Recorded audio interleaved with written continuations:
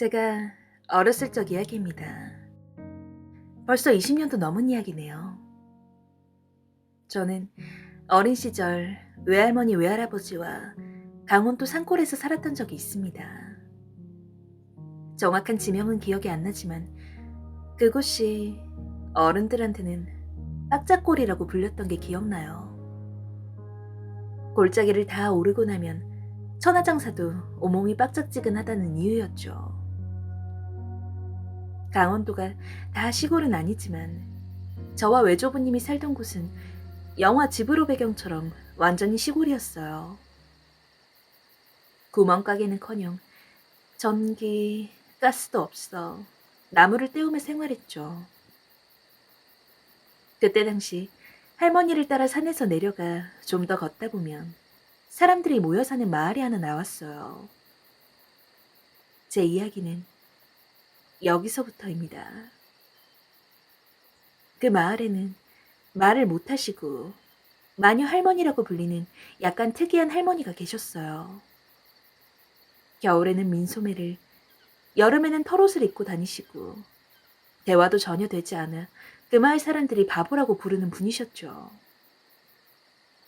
저희 외할머니도 제가 말을 안 들을 때면 바보 할매 보고 잡아가 하라고 한다 해? 라며 겁을 주곤 하셨습니다. 그 마을에는 제 또래 아이들도 대여섯 정도 있었어요. 저는 그 아이들과 친해지고 싶었지만 그 애들은 부모 없는 놈이라며 저를 따돌리기 일쑤였죠. 특히 그 아이들 중 대장격인 아이가 유독 저를 싫어했어요. 다른 아이들이 저랑 잘 놀다가도 그 대장 아이가 나타나면 눈치를 보며 저와 거리를 두곤 했으니까요. 그러던 어느 날 그 대장이 다른 아이들을 데리고 와서는 제게 같이 놀자고 하더군요. 대신 조건이 있었어요. 시키는 걸 해야 놀아준다고요. 저는 그게 뭔지 묻지도 않고 놀아준다는 말에 그저 좋아서 헤헤거리며 그 아이를 따라갔죠. 그 아이가 저를 데려간 곳은 마녀 할머니 집 앞 큰 나무 밑이었습니다. 그 나무는 마녀 할머니 집과도 거리가 좀 있었는데 주변에 다른 인가가 없었기에 마녀 할매 나무, 바보 할매 나무로 불렸어요.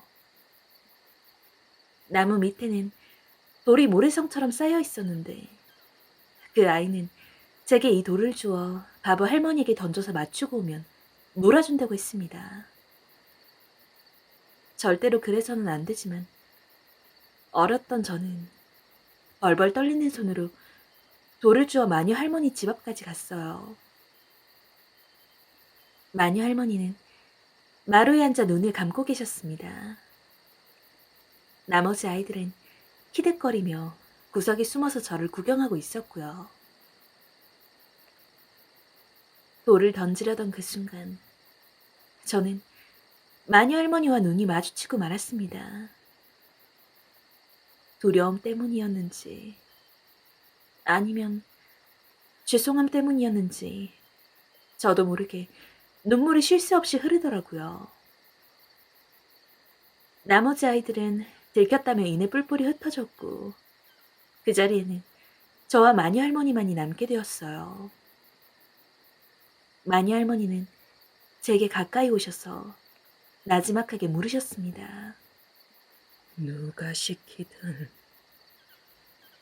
저는 눈물을 뚝뚝 흘리며 마녀 할머니에게 그 대장아이의 이름을 말했어요. 그러자 할머니는 저를 아까 그 큰 나무까지 바래다 주시고는 다시 집으로 돌아가셨지요. 저는 그때 속으로 아, 마녀 할머니는 생각보다 좋은 분이구나 라고 생각했어요. 그날 밤 할머니 할아버지와 저녁을 먹고 잠이 들렸는데 벼랑간 밖이 시끄러운 겁니다. 할아버지는 누가 멧돼지라도 잡았나 하시며 몸을 일으키셨어요.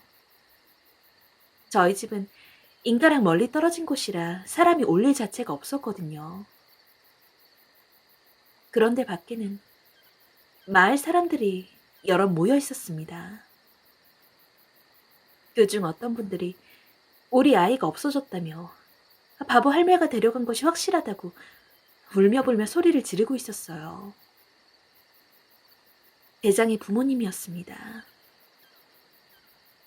그분들은 대뜸 제게 다가와 마지막으로 같이 있었던 게 너인 것을 안다며 대체 그 할매가 어디 갔는지 말하라며 다그치시더라고요. 저는 지레 겁을 먹고 아무 말도 못하고 있었습니다. 제가 한참을 입을 못 대니 외할머니께서 저를 안고 집 뒤로 데려가 조용히 물으셨어요. 오늘 무슨 일이 있었느냐고요. 저는 할머니에게 사실대로 말씀드렸어요. 누가 시켰는지 물어보시기에 대장 이름을 말했다고요.